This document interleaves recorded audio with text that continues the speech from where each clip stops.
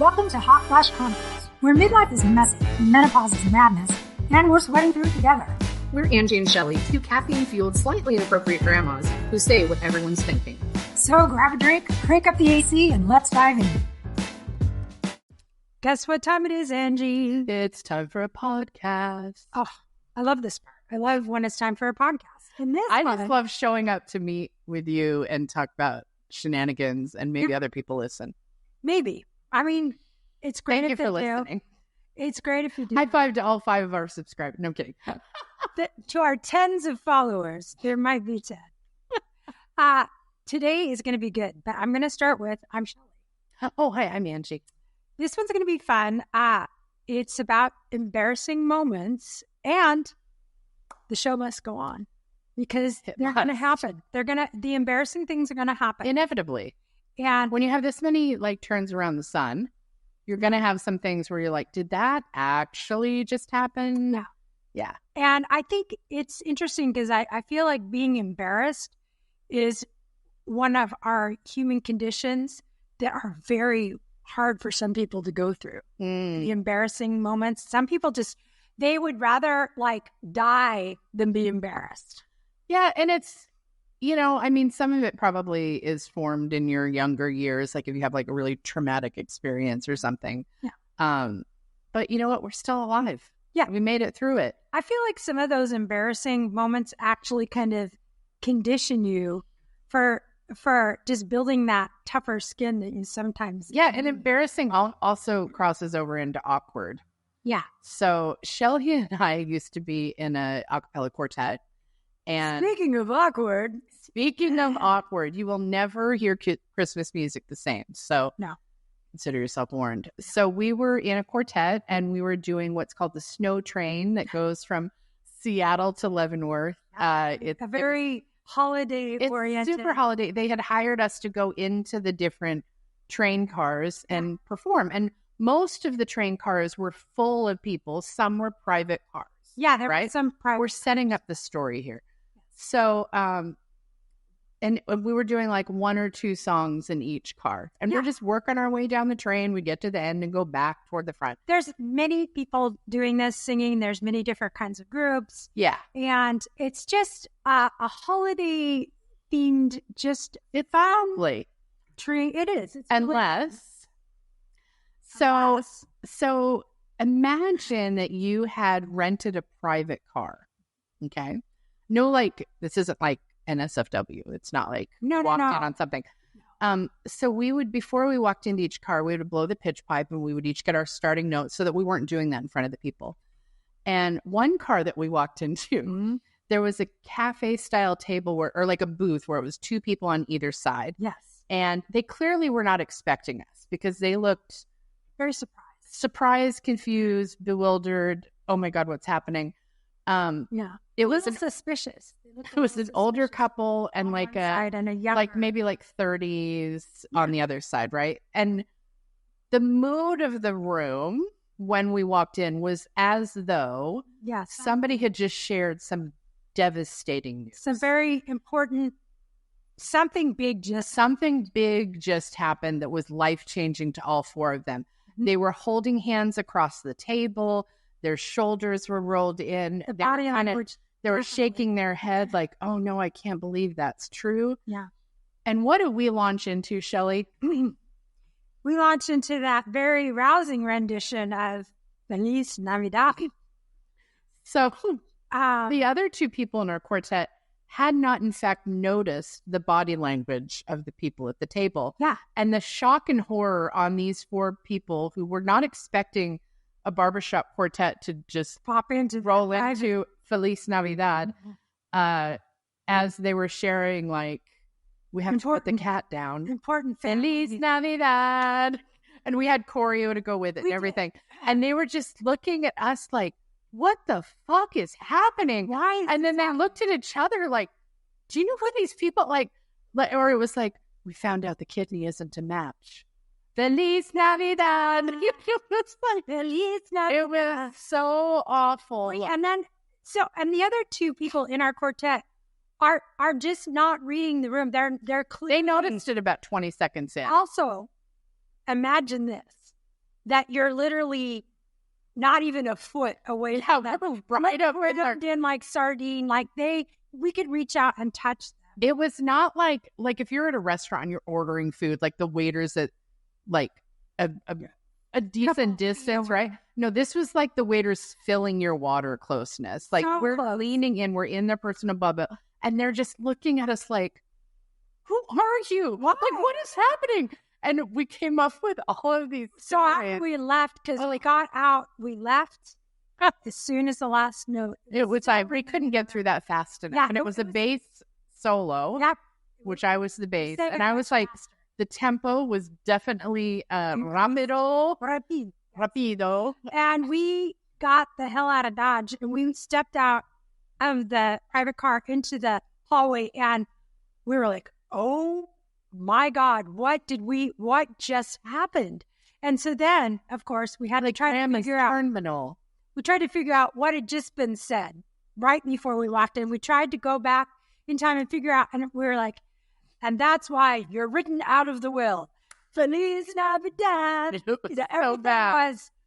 Everything, every scenario was that some big bad news. It was something had just dropped. Now, here's the thing. That was probably 10 years ago now that's happened. Yeah. Mm-hmm. 10 years ago. And I remember it clearly. Oh, and you know all four of those people. I'm sure they remember it too. Yeah. Like, I know your real mother. Like, it was the most awkward. And it's like, do we carry on? Like, is our lead going to notice at any point? Oh, just saw that glimmer of recognition. Like, we need to wrap this up. Call it a wrap. And my son, when he regales this story, because it's one of his favorites, is like, oh my God, I would do anything for a video of that. And then also he's curious, like when we left, were they just like, or maybe they weren't even like English speakers and they were just like, there are women in here and we didn't know that was part of what we had signed up for when we bought this. We didn't know when we went on the holiday train where it says there's going to be a lot of singers that somebody would sing in our car. Right. It was clearly something had gone on and that was the show had to go on. We had to finish the song. Yeah. We were doing multiple songs in each car and that was a one song car. We did not hit it on the way back. No. We were supposed to up and down. Nope. We did not hit that way. It was like D3 will not be visited a second time. No, not going to happen. We already made their Christmas trip. Yeah. So I still, when I hear Feliz Navidad, it just like cracks me because I can picture their faces just like, who are you? What are you doing in here? Like, why is this happening? And that's why I have to tell you and your mother, I have 3 months to live. Feliz Navidad. It probably wasn't our finest moment, but it was a fun moment. It was a fun moment. For us. It's memorable. It's definitely memorable. And you know what? We lived through it. And hopefully all four of them lived through it. We hope that wasn't really bad news. Too far. Too far. But I myself have had a lot of embarrassing moments because, I've been on this earth, many years. So the longer you're here, the more you increase your chance of yet another embarrassing moment happening. You just never know. And some of mine, when they really, really hit, and I remember, I think it's the younger you are, the harder it is to absorb the embarrassing moment. Yeah. You just really... Or process it. Mm-hmm. Yeah. And I had one when I was in high school. And it's another singing one. I have many singing ones, music related. Like, oh yeah. So I was in a singing group that was going to sing at an all state championship or something. Mm-hmm. It was where your group went and got adjudicated by these evaluators. What does adjudicated mean? It means that they're going to listen to your song and give you some feedback and give you a grade. Okay, gotcha. Okay. Basically a grade on it. So I was in this great group with some friends of mine, some girlfriends and some guy friends from high school, and we wore matching outfits. I remember the girl's outfit was like this red silk dress because in the 1980s. Pretty. It was super fancy. And it had this weird bow at the top. It would not look good now. But we had our poofy feathered back hair and our blue eyeshadow and our red satin dresses with tan nylons. This was the leg. You had to the legs egg. In the egg ones where you busted the egg open. Hang on. Sidebar. Yeah. When was the last time you wore nylons? Oh, it's been a long time. Do you think? I don't even think I own any nylons. They're very painful if you have big thighs. It would be an awful video watching me try to figure that. I know I haven't worn any since my accident because I can't even put socks on because my leg doesn't bend right. You don't want nylons then. No. I think they call them tight. No, and I just air quoted if you're listening. Okay. So, sorry, carry on. I just had to sidebar that. Like, I got a big snag in my fancy suntan colored, or whatever they were, tan colored nylons right up the front. There was no way to turn it around or hide it. You could see it from every angle. And I couldn't just go without nylons because everybody else had suntan legs and mine were bright white. Wouldn't it be better to have a run in your nylons, or to have no nylons than a huge? No, not when your legs are so white they're glowing, and everybody else is suntan. Right, that's fair. It was just a thing. You had to wear nylons. So I had not brought a backup pair because why would I be prepared for a snag in my nylons? I wouldn't. So somebody else there had an extra legs egg. They had brought one. And I was a more voluptuous, and I said lump. I was going to say, did you say voluptuous? Girl. Yeah. And young woman. And I was wearing a size B leg zig. And the person who had the extra pair had a size A, which is one size smaller. So when I pulled these all the way up, they just barely kind of went to the middle, like right below my belly button was where they landed. They were not hiked I can up see where this is going. to right under my boobs, which is where I prefer those nylons to be. They were missing several inches. So they were very tight. I was like 17. Okay. So I hurriedly put these on. It's almost stage time. I take one step on towards the stage and I feel it roll down. Like one roll, like boom. Ladies, you felt that, right? Did you guys physically feel that? If you've worn nylons ever, did you physically feel that action? Like Yep. So every time I take a step, it rolls down another roll and inches down towards my knees every time. So as we're singing and doing our choreo with our little song, I remembered the song was called Tanzen und Springen. Oh. It was German. Okay. I think it means like dancing and... Tanzen. Und Springen. Dance and jump. Dancing and jumping is the name. So you can imagine the choreo, right? Why wouldn't you? Oh my God. Every time I dance and jump, another roll goes down. So we're running out of real estate now for it to go anywhere. That's down at your ankles. Yeah. So on stage, being adjudicated. This dress ends right above my knee, like maybe an inch above my knee. And by the time we're done, Tanzen und Springen, my nylons are about 3 inches above my knee. Wow. And I have 6 steps to get off the stage. So, oh my God. I'm the closest to... What would you have done if they would have wound up at your ankles? Laughed. I don't know. I'm so glad that what happened was I took 2 very big steps instead of 6 tiny steps. Wow. And the minute I was behind the curtain, those nylons were at my ankles and I almost tripped and fell because I was trying to leave so quickly. So do you know what's funny is you were going through your own horror movie during that set. Yeah. Nobody else knew that happened. Not a single person knew that internal struggle. And I feel like, dare I say, you should have earned extra points. Yeah. If you kept your shit together during that, that's like worthy of extra adjudication. I think I should have got points. Right. Yeah, for grace under pressure. I was the consummate performer. My face was all Tanzen und Springen, and I was doing my heels. Tanzen und Springen. I was into it, and I did not show the panic, but I do know when I remember that, I just really have no idea what happened, other than the whole thing was me focused on those things not hitting the ground during the adjudication. How many moments do people go through that we don't even know that they're going through that terror in their mind? So like it could be any, like you could just be at the grocery store. Yeah. So I have a great story. About 12 years ago, I was taking piano lessons, and my piano teacher, it was done out of her home, and she was a younger mom, lovely lady. I can't remember her name. And she had a little baby. She had like an 18-month-old. And our lesson started at 2:00. And that was right about the time that the baby went down for a nap. And because the baby would hear like doorbells and knocking and all that kind of stuff, she had a standing rule with her clients that you just like walk in quietly and sit on the couch and wait for her. That makes sense. So one of the lessons, and I think it may have been one of my final lessons, you're about to hear why. I walked in and I sit down on the couch and I can hear a man talking. And I know she's married, never met the husband. And I hear him talking, and this guy walks around the corner in his underwear, and he looks at me like quizzically, like, who is this one? And he carries on with this phone call. It's like a work call. Oh.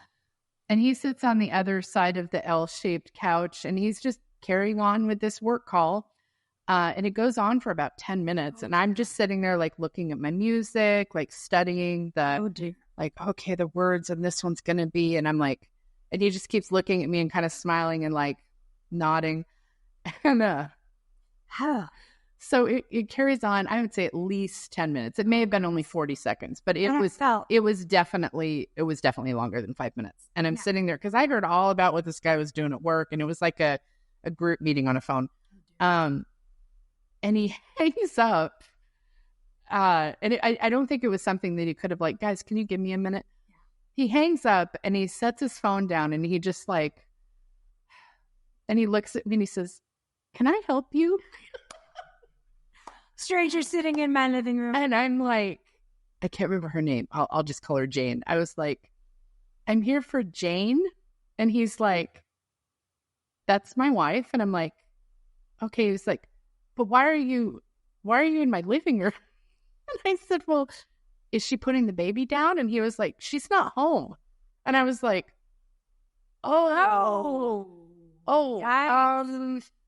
so then I feel like I have to stumble all over myself to explain to this poor man why I just walked into his house without knocking or ringing the doorbell, just like walked in and sat on his couch and watched him make a phone call in his underwear. Call the cops on you. No kidding.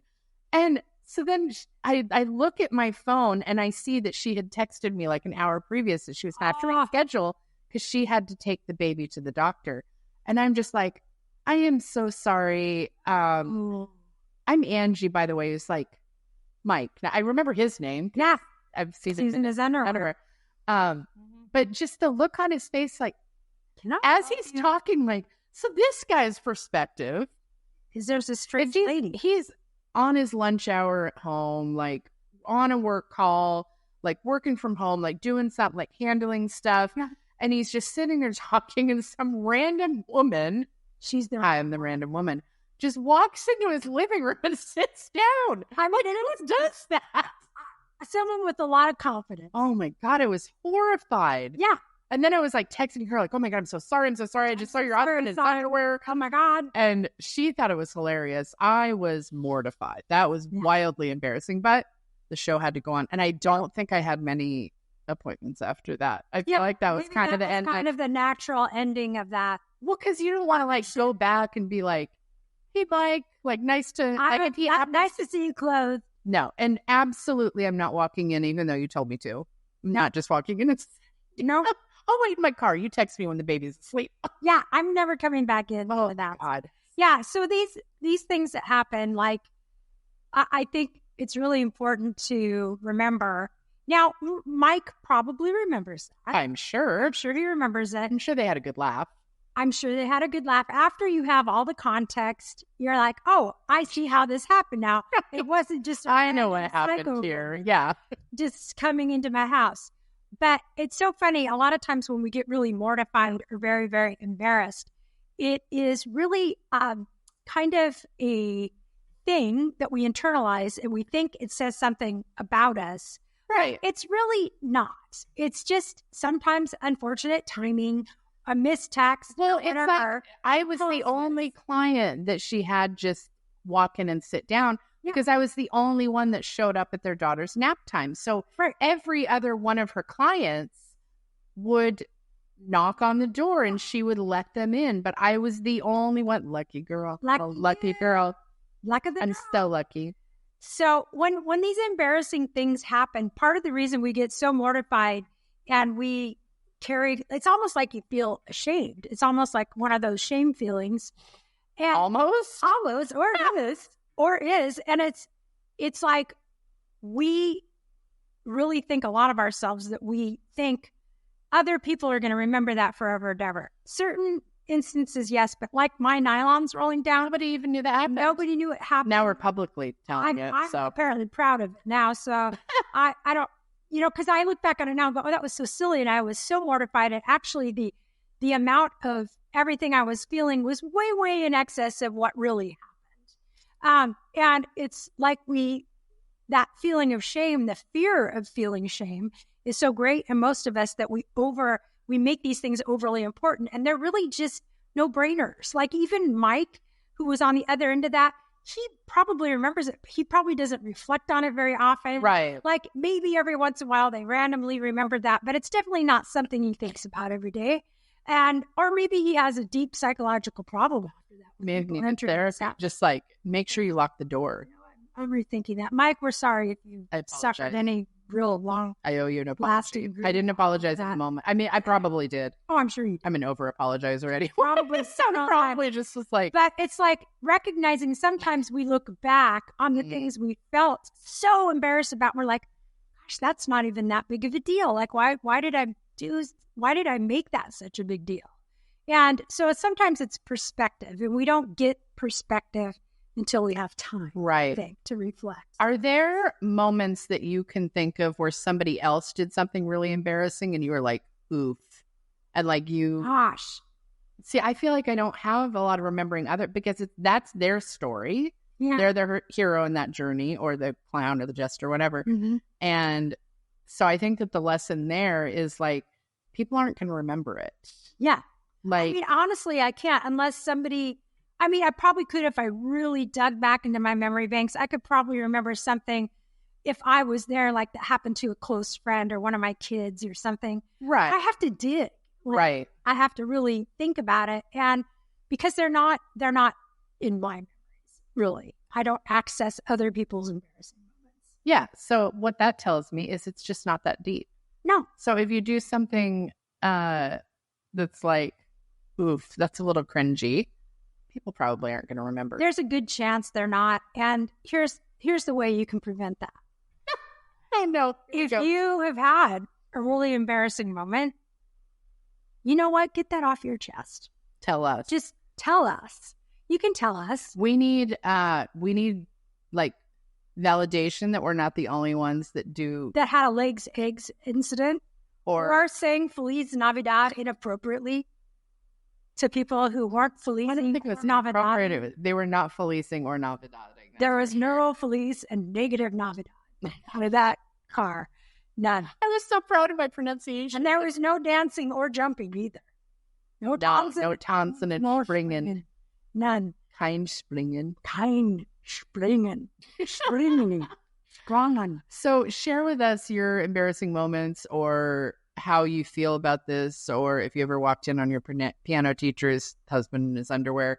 That would be so special. I mean, or if you are the piano teacher or the husband. Yeah, let us. Or the family that was in the snow train car. We'd love to hear what really happened. We would love to know, because if you're one of our tens of followers, you just happened to be one of the people that were on the snow train about 10 years ago. You could tell us. That would be amazing. What was going on? Wait, were you Peppermint Twist? Is that that was the name of the group? Yes. Group is or also, why don't you give us your prediction on what news they just dropped? Yeah, we'd love to hear what you. Because we've written our own narrative, and it's pretty. They're all pretty dark. It's pretty dark. Maybe it wasn't because it wasn't just like, oh, tomatoes aren't on sale at Safeway anymore. It was like, no, it was bad. It was bad. There was bad news. Bad juju was in that room. Bad juju. It was. But okay, we're gonna put this back into perspective. What we're gonna say is Feliz Navidad. Feliz Navidad und Tanzen und Springen. Und was? Springen. But just remember, embarrassing things are gonna happen. Yeah. It is part of life. And what I've learned, it's a great story. Yeah. As I've gotten older, what I've realized is sometimes it's still embarrassing, and sometimes I feel that brief moment of shame. And then I'm like, this is just life. This is just life, doing a life thing. And c'est la vie. Let's just, c'est la vie. We're just going to get over this and we're going to find a way to laugh about it, because sometimes that really is the best medicine for getting through. And that's why you really should tell us your embarrassing moment. You're really digging deep on this. She really wants your stories, guys. I do. You can tell them here, like you can post under this when you see it in the comments, or if you feel like, no, this is way too embarrassing, just message us on our Instagram page or anonymously if you'd want. Like that's no shame in that. So Shelly, yes, we love to sometimes wrap our episodes with the rapid fire questions. Oh, goodness, yes. Let's do like I do one, then you do one, then I do one, then you do one. Okay. I love it. You're mixing it up. Okay, are we ready? Yes. Okay. Favorite flavor of jelly bean? Oh my gosh. You would think this would be easy, but I'm so proud that I didn't scream anything. I like the tropical ones. I think I want to go with like a pineapple. Pineapple's a great choice. Yeah. Your turn. Okay. All right, Angie, if you could live in another decade. You asked me this last time. Did I? Well, apparently oh my God, I have to remember. I said the 1990s. Oh, and I thought, why? That's right. You did that. Okay, we're not going to do that one then. We're not going to do that one. Let's go. Rewind. I didn't say that. We'll not edit that. Okay, Angie, take two. If you could crochet a masterpiece. Yes. That would go to the county fair and win a ribbon. Wow. Or if you could bake some kind of pie that would win a ribbon at the fair, which one would you want to do? I'd want to bake pie. You want to bake the pie? I know. Crocheting is that's a long game. I know. That's why I thought something more complicated. Would you rather be rewarded? No, strawberry rhubarb pie. Ooh, that's one of my favorites. Final answer. Okay. Just because I bought Storino Farms just opened today, and I went with my family, and I bought strawberries and rhubarb. So it's on my mind. Okay, I'm expecting one of those. Okay. Right? Mm-hmm. Okay, second question for you. Mm-hmm. If you were a Christmas song, if there was a Christmas song written about your life, what would the title be? Oh, it can be an original? Yeah, it has to be. Oh, okay, so it's not an existing Christmas song. I mean, dealer's choice. All right. It would be called, I'm going to have a Merry effing Christmas, even if I do embarrass myself. That was very specific. Okay, your second question. It was. Okay. So, Angie. Yes. If you were cheese, would you be a mozzarella stick, or would you be brie cheese? Oh. They're both. Brie has the crunchy exterior that nobody likes, but the inside is gooey and yummy. The rind. Yes. The rind, that's the one. And string cheese. I'm going to go string cheese, and I don't know why, but I don't feel like I have an outside that nobody likes. I feel like everybody loves string cheese. Yeah. So I think that's the right. Yeah. Okay. Yeah. String cheese. Final answer. An acquired taste. Love it. Final answer. Love it. So this was an episode of Hot Flash Chronicles. Thank you for listening. We appreciate all of our flashers out there, and stay tuned for the next episode. See you later. Ciao. Bye. That's a wrap on this episode. If you laughed, related, or just need more, hit subscribe. Check out the show notes to find us on socials and YouTube, and join our Patreon for exclusive extras. And remember, we're still hot, just in flashes.